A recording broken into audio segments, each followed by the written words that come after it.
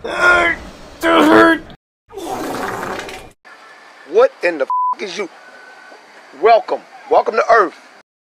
Pernah gak sih lu menyadari bahwa segala kemudahan, keinstanan yang dunia modern kita sekarang punya itu nge-nerf diri kita? Buat lo yang sekarang lagi naikin alis mata, kebingungan, what the hell is nerf bang? Biar gue jelasin. Jadi nerf itu adalah istilah yang cuma para gamer online tahu, yaitu perubahan yang dilakuin sama pihak developer game buat ngurangin level kekuatan suatu karakter. Lu main game online pakai karakter tertentu, terus bulan depan ada update, karakter yang biasa lu pakai tersebut kekuatannya dikurangin supaya fair dan tidak terlalu ofensif buat karakter lain. Nah, itulah yang sekarang gue rasa lagi terjadi buat kita para cowok yang hidup di zaman modern. Good times create weak men. Terus bahayanya abis itu weak men create hard times. Kayak gimana sih bang contohnya weak men create hard times itu? Oh, udah sering banget terjadi di negara Konoha ini. Korupsi, ya kan? Gara-gara greed, maruk, dikontrol sama hawa nafsu, akhirnya ngerugiin banyak orang. Yang gue takutin itu adalah ketika udah nggak ada lagi strong man, sehingga weak man ada di posisi power yang membuat kebijakan buat banyak orang, dan dia menyalahgunakan powernya tersebut buat muasin hasrat pribadinya. Ini kayak anak kecil, belum dewasa cara pikirnya. Nah, di video ini gue akan breakdown hal-hal yang sekarang kita punya di dunia modern yang gue rasa hal-hal tersebut nge-nerf pertumbuhan karakter kita sebagai seorang cowok, yang ngebuat kita stay selamanya terjebak di jiwa anak kecil. Ini udah kayak kisahnya Peter Pan kalau lo tahu, yang mana dia ini nggak mau tumbuh jadi orang dewasa, selamanya pengen jadi anak kecil aja. I want always to be a boy and have fun. Yang pertama, agenda woki-woki di pop culture. Gue gak tahu apakah lu sadar sama hal ini, tapi udah banyak yang ngebahas tentang ini, tentang adanya pemaksaan suatu ideologi tertentu, yang mana ini ideologi sulit dicerna sama akal sehat karena tidak make sense melalui film, lagu, iklan, game, berita, sosmed, semua media informasi dan hiburan yang lu ketahui pokoknya.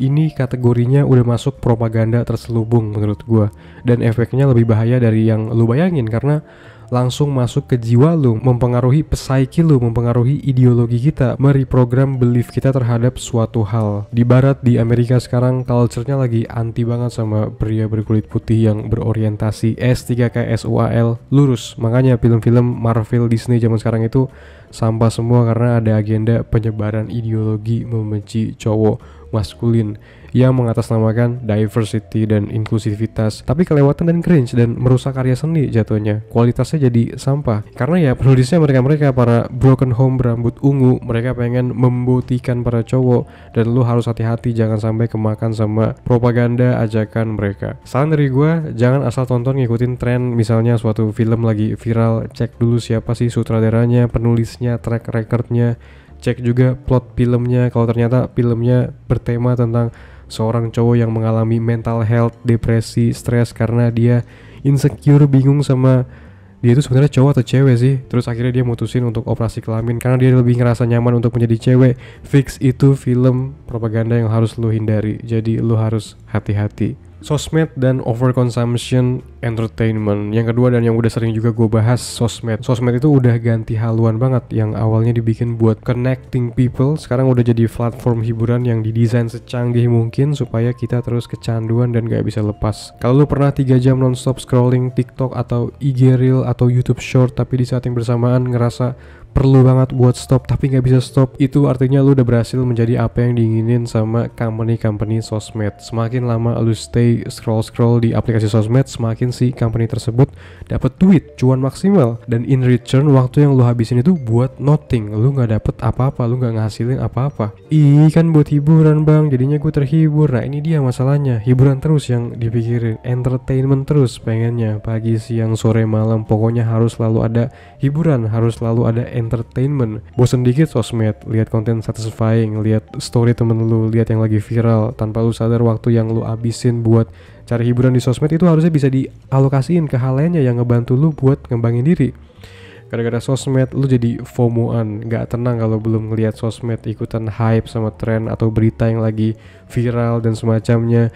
Ini nggak penting banget menurut gue kalau ngomongin soal return on investment yang lo dapetin dari ngelakuin kegiatan tadi, hype sama sosmed, sama orang, ngecekin orang. Gue sama sekali nggak anti sama sosmed. Sosmed bisa jadi tool yang bagus buat lo yang berkarir di dunia kreatif, misalnya buat pamerin portfolio, cari klien, memperluas relasi. Kalau digunakan secara cermat dan lo perhitungan dulu sebelum make sosmed, tahu buat apa tujuannya dan untungnya buat lo. Kalau cuma buat hiburan, buat ngeliatin yang viral-viral yang satisfying, terobsesi sama selebgram dan drama-drama kehidupannya, ini waste of your time dan memperlemah jiwa dan mental lo. Kecanduan video games. Kalau kita ngomongin dari sisi sejarah, selama 2000 tahunan peradaban manusia, video games itu baru lahir banget. Pertama kali muncul 1958 dengan judul gamenya Tennis for Two. Tapi bukan berarti sebelum itu nggak ada yang namanya game. Catur udah ada dari abad ke-6. Congklak, gundu, layangan juga udah dari zaman baheula dimainin. Tapi bocil-bocil zaman sekarang gue lihat kalau di kota kayaknya udah gak ada lagi yang main game-game kuno sebelum era video game. Sekarang udah pada punya HP masing-masing main FF, ML. Mungkin kalau di daerah kampung, desa-desa masih banyak yang aktif main di luar rumah. Nah, yang jadi masalah dari kecanduan video games yaitu pasifnya diri lu pas lagi sesi gaming. Kalau lu kecanduan game online PC misalnya, lu duduk seharian gak gerak 8-10 jam, kurang minum air putih, sambil nyemil yang manis-manis, grinding karakter di layar, ini resep obesitas banget. Gak cuma fisik yang dirusak, dimana lu jadi terlihat gak atraktif, gak menarik, otak pun juga. Reward system dan progressing di game itu ngeriset ulang banget dopamin lu.